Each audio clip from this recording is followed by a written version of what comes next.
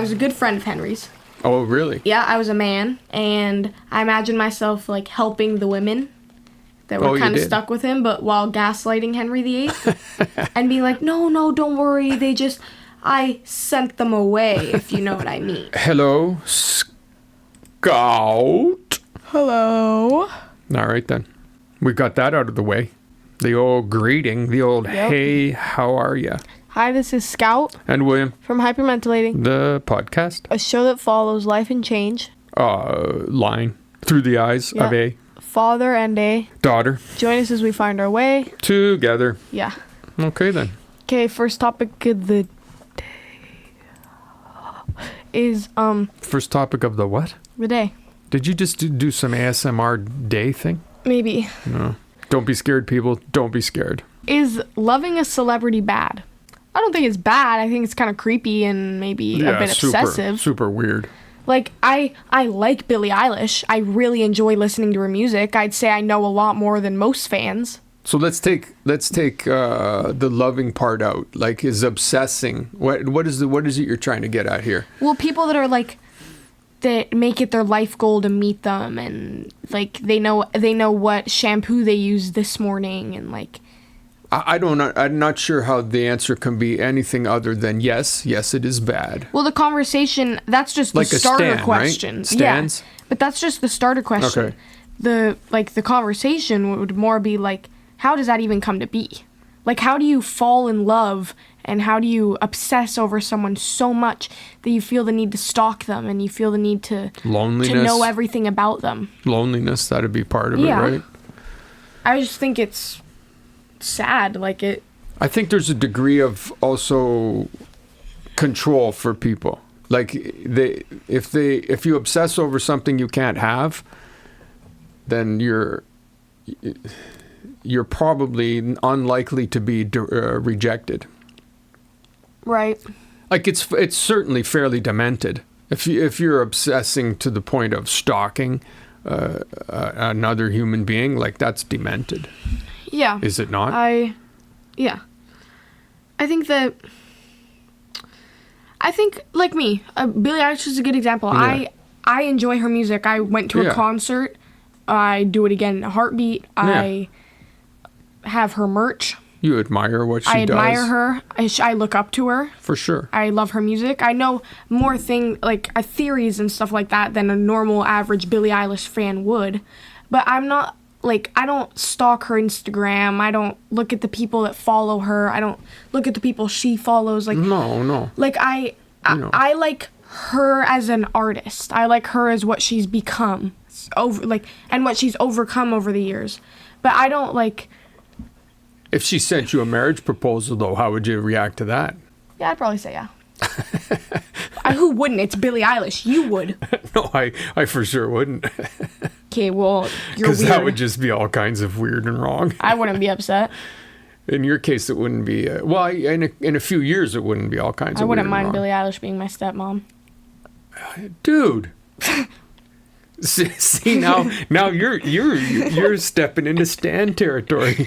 No. You just put on the Stan costume fast, man. No, you know what? Maybe your original thing is loving a celebrity bad. Isn't so? Maybe that is the right question. Like, it's not bad. No, it's a good question. Do I love Billie Eilish? No, I really like Billie Eilish. I admire her. I think she's very talented. I like her relationship with her brother. I look up to it. Like, You do kind of love. Well, I think you kind of love some of the things she stands for. I do.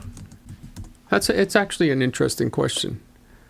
I do think it's bad in the sense that if it overtakes reality, it's bad. But I think feeling love for what somebody represents, as long as you realize that you don't know the person, that it's your manifestation of them that you're feeling a great affinity for, I don't think it's a bad thing. Like, Maddish and I were talking the other day about Paul Newman, because Robert Redford died. And, he was like, oh, you love that guy. And I mean, Paul Newman had a huge influence on how I thought a person should act when I was young, and I was seeing these old movies, and I was like, man, that dude, that's exactly how a dude should be. Yeah. But I never conflated that with like, oh, you know, that's a relationship I need to be in, or that's a person I actually know. I realized that I was seeing, you know, an actor act, and I was looking at that and going, I really like how that guy acts. I'm going to try and act like that. In that circumstance, that's how I'm going to respond. You know who I was a little stanny over? Eminem. I was a bit of an Eminem stan for a little while. Yeah. Which, ironically, that is where stan comes from. Yeah, but... You know, but love, we're talking about love, though. We're not talking about, because I was a Pink Floyd stan, if you're going to go there. Like, there's I'd say I went through a period where I loved Eminem. I loved his music. I loved the feeling it gave me. And that's how I feel about Billie Eilish. Yeah. So is that love? I don't love Billie Eilish. Yeah. I love her music.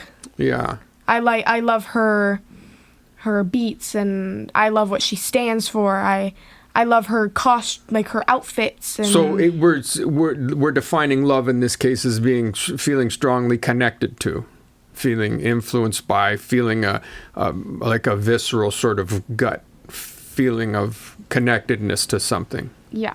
Is that right? Mm-hmm. I just need a parameter for it because, you know, that word gets chucked around, right?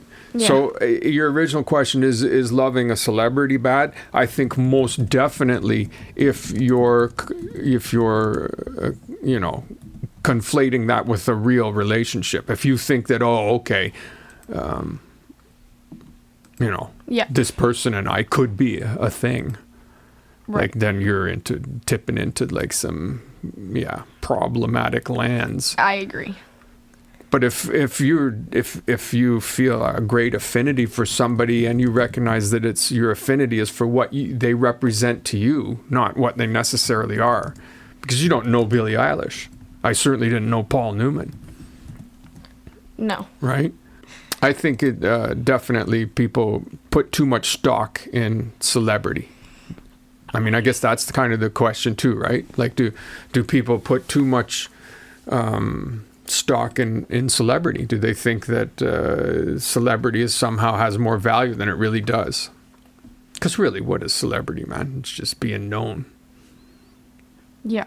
And it's your name and your likeness that are known. It's certainly not you. God, we have no idea about any of these people that are celebrities. Not really. I'm going to watch Eminem's movie. 8 Mile? Yeah, I'm going to watch it. Yeah, we could watch that one day. Yeah, let's do that. Manish would like to watch that too. Please. Aren't we finishing? Oh no, we finished that. Yeah, maybe. I mean, there's nothing you're going to see on there that you haven't already unfortunately been exposed to. So I still to this day because a couple years ago I felt such a strong connection to him. Like I still, which I don't know why I can't relate to him, but I just really liked his music. No, he definitely had some rough patches growing up, man. Not much I can really relate to him with. He's an interesting guy for sure. But like even D12, his band, love that band. Yeah, I'm a fan too. And like every day, I'm not even kidding, I look and see Eminem 2025, 2026 tour dates to see if he's brought up any tour dates or anything like that. Yeah, for sure. We can definitely. You can watch that now for sure. Because like I say, unfortunately, you've been exposed to way worse online and in life. So yeah, for sure, man. I love Eminem. So yes, is loving a celebrity bad? No. No? No. Obsessing over a celebrity, bad. Loving a celebrity, that's not bad.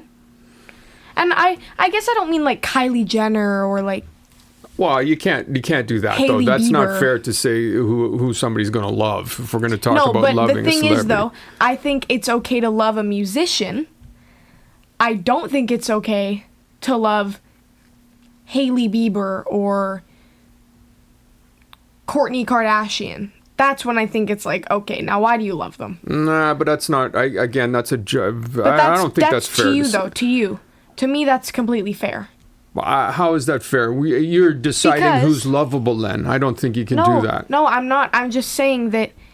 Oh, I get what you're saying. Yeah. There's a big difference between Billie Eilish. I'm so used to saying that to you. That's how it makes me feel when people say Caroline. I'm so used to saying that to you. There's a big difference between Billie Eilish and somebody who's just famous for a porn tape or just for being famous. But it's still, you got to be careful. You're judging who can people love or who they can't love. There might be somebody who gets great inspiration from, for the example, Kim Kardashian. Yeah. You don't. I don't particularly see it, but there might be somebody who gets great inspiration from that. Like, she's become a very successful person with businesses and so, who are we to say who you should or shouldn't like? One time I told someone that I loved Coraline, and they said, "Ugh, why do you like corny line?" Blocked. All right, Kajang. Okay, next topic. We have, how do you think sports came to be? I think sports came to be because a couple million years ago, maybe a couple kids were like, didn't know what to do. Mm-hmm. They wanted to pass some time. And they're like, let's see who can throw the rock the furthest. For sure, yeah. Let's see who can... here's a perfect example. MMA.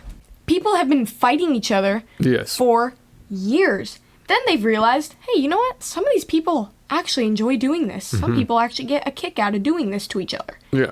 Let's pay them. Let's put them in a octagon and have them fight each other for money. You know what now? Octagon or whatever it's called. Octagon. Oxygon. Dad. I was just caught up in the moment. Yeah, you are. You're on a roll. Octagon. You're on a roll. That's an example.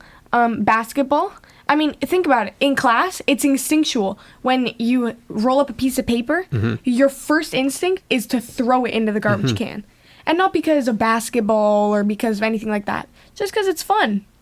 Like, it's just fun to do that. So I 100% think that there was a kid somewhere who his parent was like, I dropped my tea bag. He was like, okay. And then he picked it up and threw it into the garbage can. Probably because he was like... And basketball was born. Exactly. Well... Actually, I know basketball. Yeah. James Naismith. Yeah. Garbage can. I think a fruit bucket, like an apple picking basket or something. And he cut the bottom out of it and nailed it to a post. You're right. Yeah. You're right. I would bet $20 that soccer was made by someone kicking a rock around. And then that's for sure cavemen. Yeah. Like booting a rock around in the outside the cave door before the scary creature showed up. I guess what I'm saying is sports came to be like years ago. I don't think there was a designated time, like even the basketball guy, he probably got that idea from somebody else who was like, hey, it would be cool if let's have a competition who can shoot it into the further fruit basket. And then he was like, oh, you know what? I feel like it all kind of is passed down. Yeah, for sure. Generation to generation, and each of them got smarter. They were like, hey, I think I know how to make a rubber ball. Ooh, what if we blew it up? I mean, it's human nature. Yeah. It's human nature to be competitive. That's how we got here. That's how we survived and oozed out of the miasma, right? By being hyper competitive. And so I think it's an offshoot of that. It would have been the Greeks, the ancient Greeks, the Olympics. That's the first sort of organized sports was the Olympics. I love Greek mythology and Greek and they were all fighting. It was all like dudes, like, okay, yeah, we can't fight. There's no point in fighting to the death, but we can certainly see who's stronger, who's faster, who can jump higher. That's why the Olympic credo is that, right? Higher, faster, stronger. And so that sports evolved out of that for sure. Competition, the idea of like seeing who can do it, who can do more, who can go higher. The Romans, the Colosseum, I mean, that was sport, right? It was guys killing each other. But that's what it was. It was sport. Everybody gets together and cheers and eggs on their own guy. I think it's human nature, man. We want to compete. We want to see who's better at stuff. It's just, especially in the testosterone element for a boy, for a man, it's hugely part of it. But I think women have it exactly. They have an exact version of it where you just want to test yourself against others. You want to see. You know, but for dudes, for sure, testosterone drives that sporting thing, man, where you got to compete. Right. Yeah, I mean, think it was born out of necessity, you know, like let's see who can do it yeah. without it ending in death. Right. And that's what makes it sport, right? It doesn't end in death. You can have a sword fight that just is points. Yeah. You can have a wrestling competition that's not about who gets to be buried afterwards. Yeah. So we'll do that, but there won't be death, and we'll call it sport. Huge part of life. My favorite thing to learn about and everything, like even when we were doing virtual school during COVID, like I'd watch videos in between classes on Greek mythology and Greek history, and I always thought it was so cool how they thought that the Greek gods were like in the sky looking down on them. Right. Like literally like through like a glass ground, up basically. on Olympus, right? Yeah. Like up on Mount Olympus. Yeah. I just think it's so cool.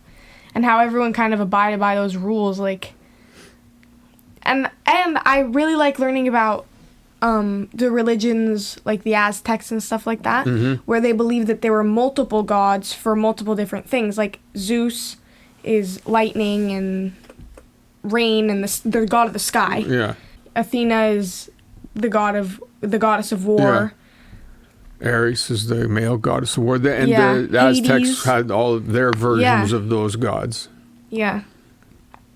I love that kind of stuff. I got sidetracked, but I love That's that all kind right. of stuff. It's a good sidetrack. But I think sports came to be honestly, I think in large part out of necessity. It was a way of like organizing testosterone. That's what sports were. And I agree, originally. but I think it also, a big part of it is evolution. Like it was just multiple different things passed down and down and down until someone was like, we could turn this into something real. Oh, you mean how the actual sport itself evolved? Like, for sure. Yeah, today they're still evolving to some extent, aren't they? New sports are coming about. New rules are being added. Pickleball. Because everybody loves pickleball right now, and that's just sort of an evolution of tennis. Like hockey, new rules get added to hockey often. Yeah, for sure. Like, for sure. Because someone's smarter from that. Maybe the king of NHL had a son, and the son was like, hey, why aren't they doing this? And then he was like, you know what? You're right. And so then he was like, hey, let's make this a rule. So I think it just has to do with different ideas, different opinions, all passed down. There you go. Yes. So harnessing testosterone and then passing it down with revisions. Yep. Yeah, sports. So there you go. I hear I'm on the spot. Yes. Yes, you are. Child o' mine. On the spot. All right. Have you ever imagined being someone else? I have. Especially growing up. As a kid, everyone's like, oh, it would be so cool if I could be Superman or if I could be this and that. But I think that for girls especially, I don't know if it's the same for guys. I'm not a guy, but I know as a girl, like I'm constantly comparing myself to women I see online. And if I'm like, sad or something, I'll be like, oh, I wish I was her, or like something like that. But like directly wishing that I could switch my life or like completely be someone completely different, no. Like I've wished I looked different or stuff like that, but I've never wished to be in someone else's family or to think differently or something like that. No. But that's not exactly what I'm getting at. Just like, have you ever imagined being someone else? Like, have you ever imagined being Billie Eilish? Or have you have. That's what I'm talking about. I'm not saying have you ever wished you were someone else. Like, it's not, definitely not that. I mean, have you just ever imagined what it would be like to live somebody else's I have. life? Because there's social media is a big part of life now, so it's not hard for you to put yourself in someone's shoes or to imagine. Yeah. So who and why? Okay. Couple people. Okay. Number one, I'll just list the people and then I'll go through why. Number one, Billie Eilish. Number two, Charli D'Amelio in 2020. Number three, honestly, that's really it, weirdly enough. I'm hoping there's not a huge list of people. And Lana Del Rey. But they have to be legitimately. I'm not saying like people that you're sitting there now thinking, oh, who would it be cool to be Lana Del Rey? I'm saying you're on the spot. Yeah. Have you ever imagined being Lana someone Del else? Rey, Who and why? Billie Eilish and Charli D'Amelio. Well, it's a huge list. Let's go. It's 3 people. All right, let's hear it. Okay, Billie Eilish, obviously, I love her. I don't love her. That's an exaggeration. I like Billie Eilish. She's cool. She's interesting. She's talented. I think it'd be interesting to see like what she's like on a day-to-day basis. So I feel like imagining what she's like is fun because it's like maybe she does this or maybe she does that. Maybe this question's no good. I'm asking, have you ever, literally put yourself into the shoes of that person and imagine what it'd be like to live their life? That's what I'm telling you right now. Well, you're just telling me all the things that you like about Billie Eilish. I'm saying, like, was there a time I literally used the exact words. I like to imagine what she would do on a day-to-day basis. When? What did you do when you were imagining it? I imagined I was on stage. Okay. And then Charli D'Amelio in 2020, I imagined being her because I thought she was so cool because she was like internet famous. And as a kid, I was like, oh, it'd be cool to be internet famous. So I imagined what it would be like to make videos like she did and to be around the people that she's around because of her popularity. And Lana Del Rey, I just imagine being on stage because she's very interesting. So yeah. Have you ever? Well, that's what I'm trying to think. Because maybe this question is, it's not going where I thought it would go for an on the spot. Like I haven't imagined being a person, being someone famous, but I've imagined being like a caveman. Okay. What that would have been like to live that life, like where you're just running around chasing down your food and life is just about survival. Or I've imagined being I see what you mean a now. pirate on a ship, like what it would be like to be, you know, it could be a famous person. No, like it's legit saying, imagine being Billie Eilish for you and being on stage. I have a legit answer. Yeah. Living in a castle during the medieval times. Okay. That's like that or being Greek during like that era. What do you mean Greek? Like during what we were just talking about, the like worshiping dudes in Mount Olympus? Yeah, exactly. That kind of era. I feel like it'd be very interesting. But again, it's more someone, like a specific thing. Okay. Like, so I would imagine myself being someone in the castle. But it's not a what if. My question is like, I have imagined myself being someone in a castle. The castle thing, I totally get. During that the totally medieval tracks. times. And I've also imagined myself like being someone like a royalty during ancient Egypt, like during Cleopatra times and stuff like that. Because I feel like that would be very interesting. And yeah, that's probably the only kind of things I've ever really imagined. Yeah. Or maybe being alive once again in the castle but as a man. Yeah, like let's stick in Henry VIII era. As a man. Yeah. But is that something you would literally imagined? Yeah, because think about it. Like I literally have think about it. If you're a woman, the chances of you being like safe and okay during that time is not very high. Oh, for sure not very high. But being a guy, I mean, everything. So you've imagined this. You've imagined walking through the castle and ordering around your slaves and everything. And then I also have pictured. That's what okay, so this is what I'm getting at. And then during the medieval times, like I just kind of picture like maybe I'm a princess or maybe I'm just a servant or something like that, and like just imagining what the castle might look like or what the view would look like or something like that. Yeah. But yeah, that's kind of it. I don't know what I guess it didn't really go how I thought it was gonna go. Well, I thought you meant literally somebody like a famous person right now. I mean exactly what I said. Have you ever imagined being someone? How and why? Like, have you ever imagined being someone? Yeah. Yeah. And it could be a famous person. It could be a real person. But more just have you just that. Like, have you ever wondered what it would be like to be somebody? Yeah. to be a certain person. For me, it's more, that. Like, it's more of a scenario, being a person at a time and a place than it would be. I find it hard to... I don't know that I've ever imagined being a person. Like, an actual person that I know. Like, I never imagined what it'd be like to be Einstein. I mean, I can only be me. Yeah. I mean, I guess I haven't really then, because, like, I've thought of being... people, but never specific people during times like that. Like, I've never really tried to put myself in other people's shoes, just because I don't really see a point to it, because it's like, I'd rather read about it, or I'd rather... Well, putting yourself in somebody else's shoes is I mean, like, okay. people from the past. I don't mean, like, every day-to-day people. Yeah. But yeah, that's my answer. I've definitely imagined being... somebody in a castle during the medieval times. And so what did you do? You're on the spot. We just took us 6 minutes to get there, but okay, you're on the spot. Have you ever imagined being someone? What was the circumstances? Okay. And why did you imagine that? I was alive during Henry VIII time. I lived in the castle. Yeah.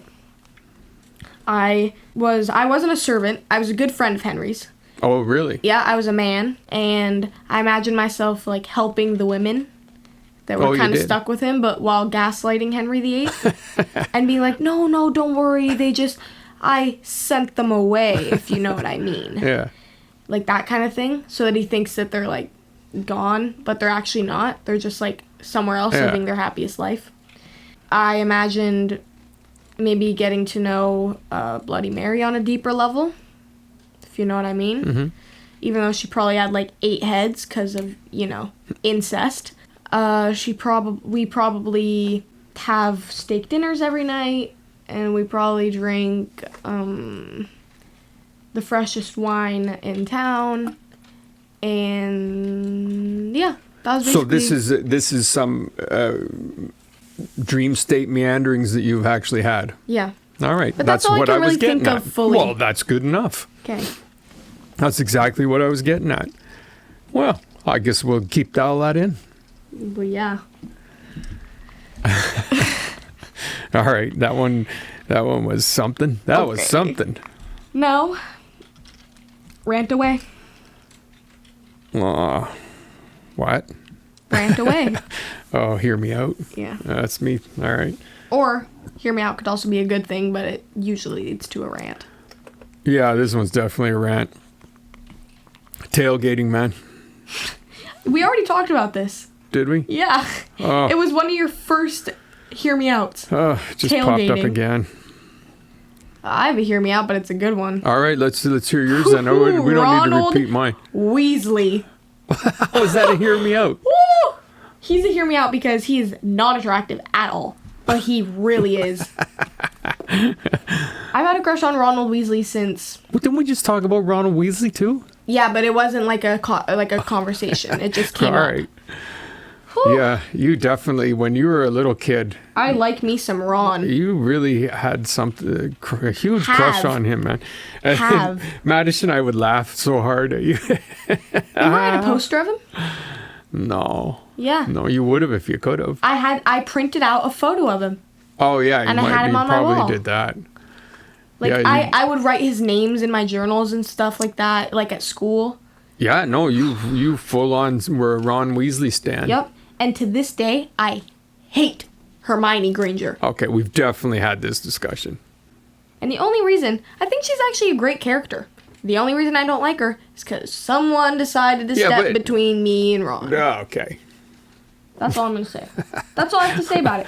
Ronald Weasley is adorable, especially in movie number 4. Movie number 4 was his peak. That was his best era.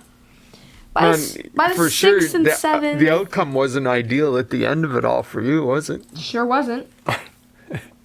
Your mortal arch enemy. I don't know why she couldn't just stick with Harry Potter. I mean, Ron Weasley was an odd choice for a crush. So cute. Not his actor. Like, I don't think Rupert Grint is. I don't know how there's I memorized there's his no name. need to be slamming poor Rupert, the real person. No, Rupert Grint is a really good actor. I have nothing against him. Everything you're saying here is leading up to how unattractive you find Rupert Grint. No, Dad. I don't actually find Rupert Grint unattractive, clearly. But I think that Ronald Weasley, for some reason, like, even just the character, like, his comedy, all of it like that, I think makes him that much more attractive.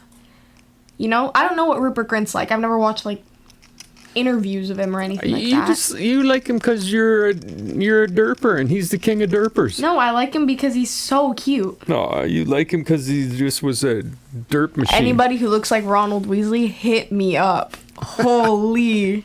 Okay. Wow, no, okay. I'm being so serious. Wow, greasiest thing that ever happened so far on the podcast. No, I'm being so serious. If you look like Ron Weasley... Episode 47, full greasy. No, if you look like Ronald Weasley, put your Snapchat in the comments, please. Yeah, okay. Only if you're under 14, though, or 14. Other than that, go away. Full greasy. Full greasy. What if you get a bunch of Ron Weasley girls? Sure, ginger women, hit me up. That'd be your dream. I like ginger women. Actually, I keep meaning to show you one. That'd be your dream. Oh, what's Matt's sign about over there?